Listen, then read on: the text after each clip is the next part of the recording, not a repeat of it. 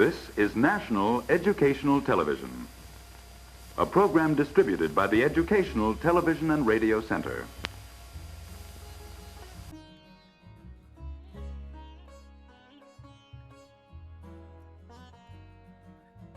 The Religions of Man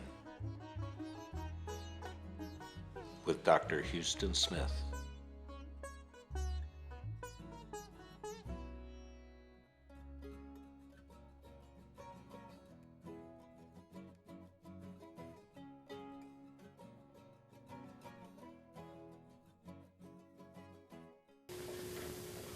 The course is over, and now it's time for the final examination. The students who took this course for credit have had their final examination, and now it's time for the rest of us to have ours. For 17 weeks now, we've been together studying the religions of man. Next week, at this time, you'll be doing something different. But before I formally adjourn this course, I want for this final evening to reverse our roles. For the past 17 weeks, you've been asking me questions through the letters you've been writing in and through our talkbacks. Now in this final session, we've come to the point where it's my turn to put the questions to you. And all the questions that I really want to ask tonight boil down to one. The question which really haunts the mind of any teacher in a moment like this is a question which really can't be asked on a regular examination because it can't be graded. But what every teacher really wants to know at a time like this is, have you gotten anything out of this experience? Has it done anything for you? Has it done you any good? Have you come out at some different point from where you entered when you began this study? I said a moment ago that this is a question which can't be graded. Actually, it's also, I suppose, a question which can't be answered with any definiteness and precision. But it may help us towards an answer if we look at some of the things which one might get out of a course on the religions of man.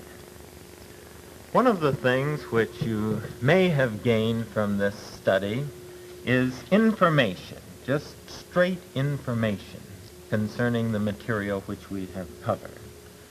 Here on the desk here we have some of the visual objects which have been a part of this course. Here, for example, is an image of Shiva. Shiva, the four-armed Hindu god, graceful, tirelessly dancing. What comes to your mind when you see this image? I wonder if you think of nature, the Hindu concept of nature, as the exuberant outpouring of the divine spirit, a nature without beginning and without end, one without any concept of hell to which the human soul can be consigned to eternal damnation. Or here is an object of an image of one of my favorite characters in all the history of religion, Buddha.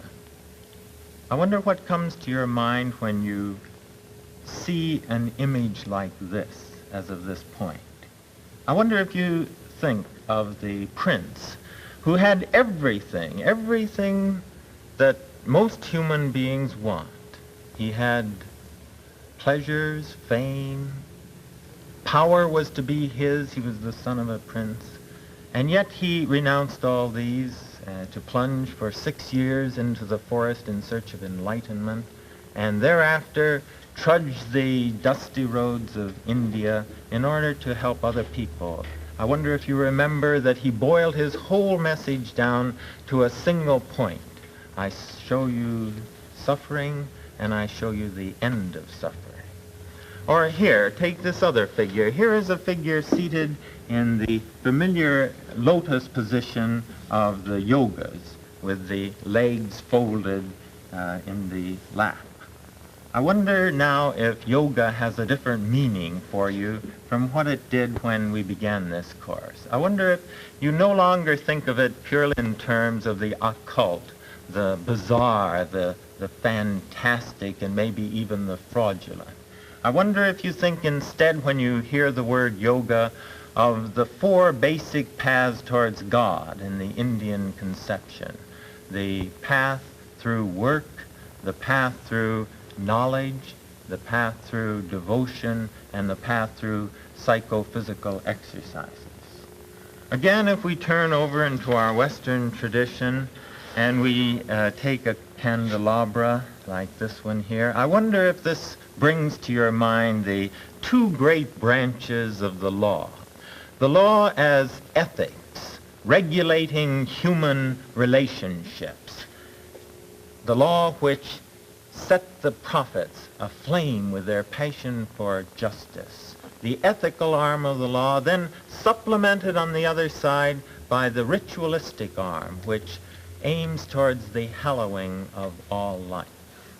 Or if you see an object of Christian symbolism, I wonder if your mind might go back now to the founder of this religion, a man who had such a daily beauty in his daily life that those who were closest to him became convinced that he was divine, and a man who went about during his life doing good and in the end died only in the mind of his followers to live thereafter forevermore.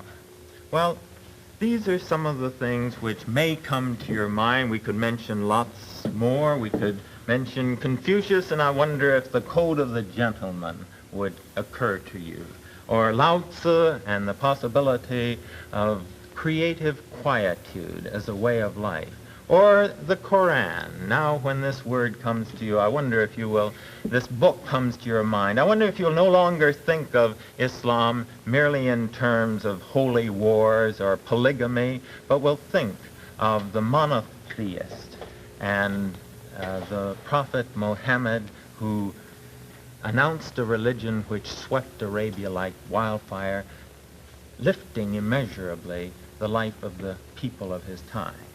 Well, this is all a part of one aspect of this course that you may have gained just in the way of straight information. Such facts like these may be a part of you now as a result of your journey, and if so, I shall be very happy. But beyond this, and as important as factual information is in education, there is another dimension, and it's this other aspect of education which lies somehow beyond information. It's this aspect of education and what one might have gotten out of this course to which I would like to turn for our remaining moments together. I know myself, when I think of the courses which have meant most to me, I am sure that they are ones in which I not only gained a great deal in the way of information, but they were courses in which I had the feeling that I came out in some sense a different person than the person that I went in. Not that this realization occurred the day after the course. That's the tricky thing about this business of education. But when months later, perhaps even years later, I took the long look backward, it seemed to me pretty clear that some basic things had been turning over in my makeup during the time that I went through that experience. So it seems to me that education at its best, really, is not so much a matter of information, important as this is, but rather it's a matter of transformation, a transformation in some degree of the human spirit. This at least is the possibility that education always holds before us, and a possibility which I think education should never relinquish, as its ideal. Now, to speak of education as transformation is, of course, to ask in our own case whether you're coming out of this experience in any way a different person from the one that went into it. And this, of course, is the most difficult of all questions to answer. We won't expect precision, but what we might do again is to explore some of the ways in which you might be different this evening, at least a little bit different from the person you were 3 months ago. Specifically, let me suggest 3 ways in which possibly you may be somewhat different as a result of this journey which we have taken together. In the first place, you may be changed in your estimate of the place of religion in human life. You may have an added sense of its significance, its importance, and its inescapability. I don't mean that you necessarily have come to the conclusion that religion is always good. I think it would be a mistake to come to this conclusion. Discrimination is a mark of intelligence everywhere in the field of religion as anywhere else. As we said on the opening evening of the course, in this field of religion there is perversion and superstition and corruption aplenty, and we could have spent all our time simply talking about that aspect of religion, for there's been no barbarism in human life which hasn't been committed under the name of religion. And yet, I'm sure that in considering a subject, particularly when the time is limited, we do our best to consider it at its best. And this is what we have tried to do in religion. And when we look at it in its best, I think we have a sense of the importance, the inescapable importance of this material in the human venture.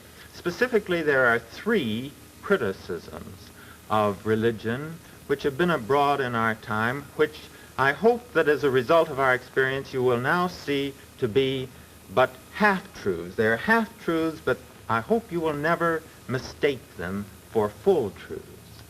The first of these criticisms is that religion is simply primitive science, something which science is going to supersede. Now, it's true. As a part of primitive religion, we get a good deal of primitive science mixed in, the mythical figure of Pan-Ku in creation in Chinese mythology, or the idea of the primordial egg which splits to form heaven and earth in Hindu worldviews. Sure, there's plenty of primitive science mixed in with early religion, but that's not what religion basically is about. And I hope as one thinks back over such a thing, for example, as the yogas, the 4 paths towards God, one has a sense that religion basically is trying to do something very different from what science is trying to do. It's not trying really to explain nature in its detailed workings, nor trying to control nature. Rather, its object is the human spirit and its transformation. And so, I hope you'll never fall victim to the view that religion is simply primitive science. The second misstatement that we have when we take it as a full truth is that religion is a device of escapism. This is the criticism of Freud. Now, it's true, again, millions have used religion as a curtain to draw across aspects of reality which they could not stand. But millions of others have used religion to push back the curtain in order to see more of reality than they otherwise would. For these, to borrow Whitehead's words, the worship of God is not a rule of safety, it is an adventure of the spirit. It's difficult to argue that some of the people we have looked at in this course, Amos, Ahsoka, Confucius, Christ, it's difficult to argue that such men as these were escapists. Religion has fostered in some a sense of sentimentality and it has fostered illusions and wishful thinking, but it has also inspired some of the clearest realism that man has ever been able to attain. A third half-truth that we hear is that religion is an opiate of the people. This is, of course, the standard Marxist criticism. And again, we must recognize that there's some truth in this. Religion has, at times, deadened the pain which arises from economic misery, and it has dulled the urgency to relieve the actual cause of that pain. And yet this is far from the whole picture. And I hope when you come across this criticism, you will think back on Buddha, the man who dared to break caste in his day and take into his ranks those of the lowest caste. I hope you'll think of Gandhi, again, a man who rechristened the untouchables, calling them the Harijan, the children of God, and accepting them right into his innermost circle. I hope you'll remember Mohammed, who was driven out of Mecca because he challenged the injustices of that community and challenged the law of primogeniture and insisted that the inheritance must be divided among all children, women as well as men. Religion has at times been extremely conservative, but at other times it has been genuinely revolutionary. It has been an opiate of the people at times, but it has also been a powerful stimulant at other times. It has been preoccupied at times with raising the church budget. At other times it has been preoccupied with raising the level of the masses. It has made its peace with iniquity, and it has sought to redeem the world. One of the things then, one of the ways in which you may be changed is in your evaluation of the total religious enterprise of man. A second way is that you may have a different attitude towards the religions of other peoples, particularly the religions of peoples of other cultures. I know, as a matter of fact, from a number of the letters which I have received already, that this has done something for you in this dimension. I don't mean necessarily that you agree with all these religions. I think that would be quite impossible. But I think that you may see that you have had these other religions misrepresented in your thinking to a large degree up to this date. And when you hear such bland statements as that Indian religion is world-denying or pessimistic, I hope you'll think of that symbol of Om, of infinite bliss, infinite awareness, and infinite being as the goal of every soul. Whitehead said on one occasion, men require of their fellow men three things: something sufficiently akin to be understood, something sufficiently different to provoke attention, and something sufficiently great to inspire admiration. And all three of these things, kinship, difference, and greatness, I think we have been able to find in each of the religions which we have studied. Now finally, we come to the third and last question. Has this course made any difference to you as a total person? To your estimate of yourself, of your estimate of your neighbor, of your estimate of the world, and the meaning of life as a whole? William James once said, "The only difference that is a difference that makes a difference." I like that very much. And it comes out to this, that the only difference this course will have made in the ultimate sense is if it makes a difference actually in your daily life. Has this course made any difference in the way you live, the way you treat other people, the way you treat yourself, your estimate of the meaning of life? Now, here is a realm in which one must be the reverse of dogmatic. When the mind and the imagination are attempting to make their final casts at what reality is like and what life is all about, when we are falteringly trying to sketch in the unknown, here we must be open, completely open, and the reverse, as I said, of dogmatic. And yet, it seems to me that all these religions point in a certain direction. Not that they're saying exactly the same things in all their detail, not at all. But these things, I would suggest, are part of the general movement or direction in which they lead. Let me just suggest to you 5 of these judgments with which they come out. First, they all seem to me to come out with a conviction that reality is infinitely more than man at present can now comprehend. There's more to it than we can now see. Second, they all seem to come out with a conviction that there is a pattern and significance to life beyond what we can now trace.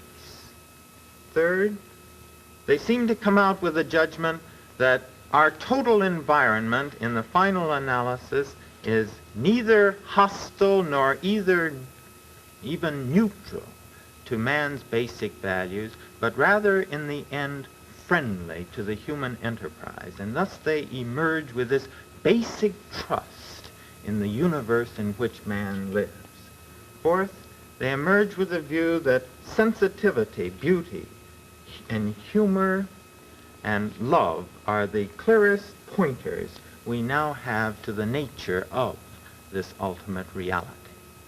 And finally, they all seem to me to be saying that periods of doubt and discouragement and struggle and pain in the end are opportunities to the human spirit rather than dangers in any irrevocable sense.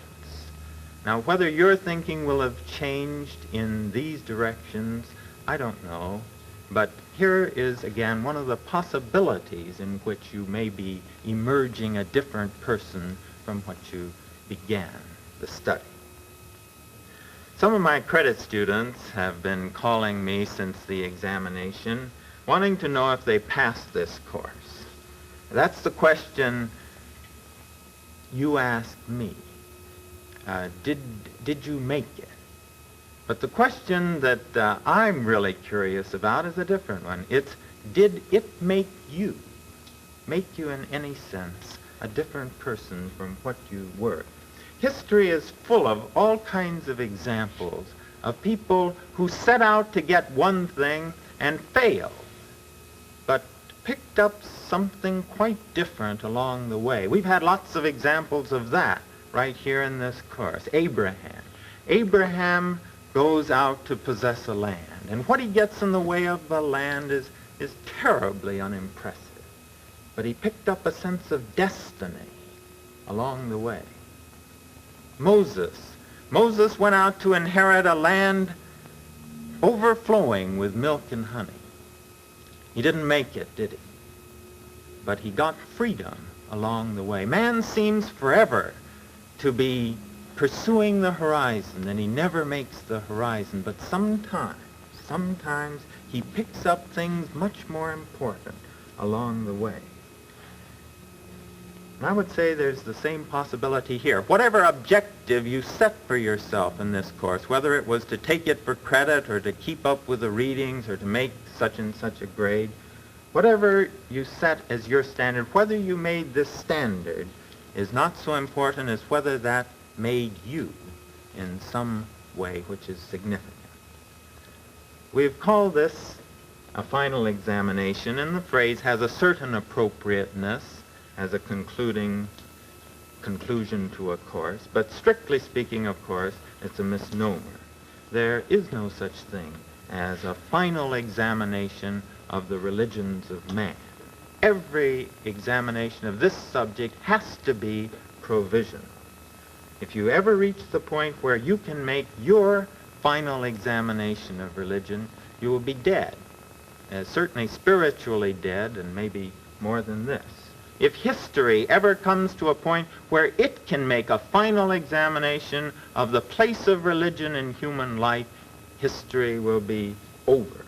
For in the end, a finished man, a religion, must mean a finished man in the sense of a man who has no more development ahead of him. And so no study of religion is ever final.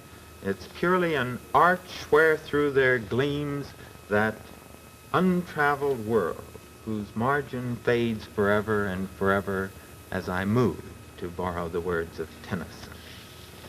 Now we come to the close, and yet we can ask a close of what?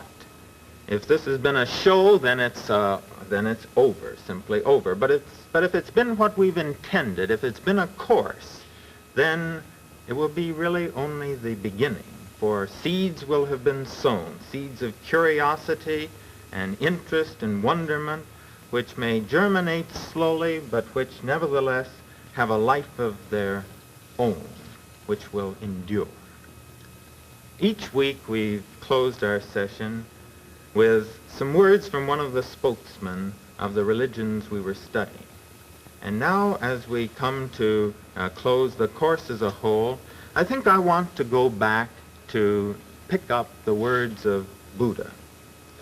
There are two reasons for this. For one thing, this is one of the few founders of a religion of whom we have his final discourse to his followers. For a second reason, the content of this particular statement seems particularly appropriate in closing an educational course on religion. So let me read this to you. When the Blessed One had entered upon the rainy season, there fell upon him a dire sickness, and sharp pains came over him even unto death. But then this thought occurred to the Blessed One: it would not be right for me to pass away from life without taking leave of the order. And so the Blessed One, by his strong effort of will, bent the sickness down and spoke to his companions as follows: those who, either now or after I am gone, shall be a lamp unto themselves, relying upon themselves only and not relying upon any external help, but holding fast to the truth as their lamp, and seeking their salvation in the truth alone, shall not look for assistance to anyone besides themselves. It is they who shall reach the very topmost height.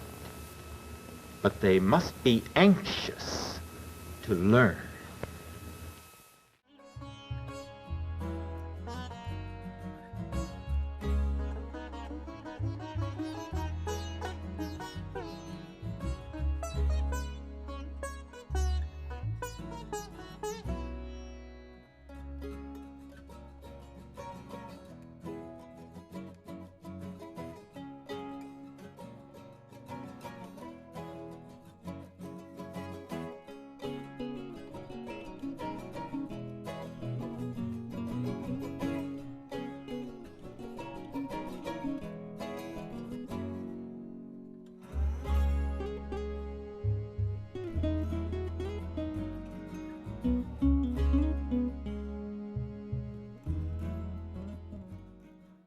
Religions of Man is produced by Washington University and KETC Channel 9, the St. Louis Educational Television Station and Production Center. The preceding program was distributed by the Educational Television and Radio Center. This is National Educational Television.